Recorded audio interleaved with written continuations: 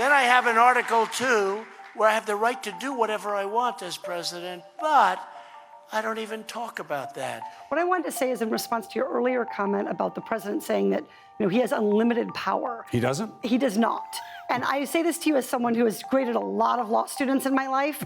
That is an F answer, like an absolute F. And in fact, I teach the Constitution to Boy Scouts. I'm a merit badge counselor for the Citizenship and the Nation merit badge. And one of the things that I drive home to the Scouts, and these are 12 and 13 and 14-year-old boys who understand this concept that the president doesn't, is that the largest sets of powers in our Constitution reside with the legislature. They reside with Congress. Why? Because Congress is the closest to the people, right? And so this idea that Article 2 is somehow some limitless residual pot of power is simply a fiction, and it's something that he's simply saying and trying to make it true by repeating it.